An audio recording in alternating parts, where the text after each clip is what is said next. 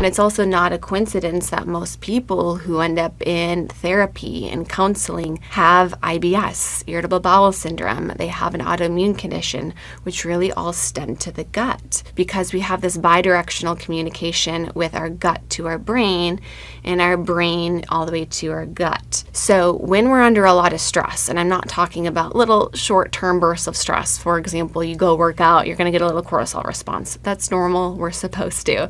Someone cuts you off in traffic, your cortisol is going to get a little bit elevated for a moment. That's normal. Actually, short-term stress is good. It's this chronic elevated stress, which can come from unaddressed trauma, where this creates a hypervigilant nervous system where small little things that shouldn't normally set somebody off does, and puts them into this chronic elevated cortisol state. This can be from being in a toxic relationship, having someone in your life that is not good for you, where your stress hormones are chronically elevated. This can be work stress, no work-life balance. But what is actually happening here when we're in this chronically elevated cortisol state, our digestive system actually completely shuts down.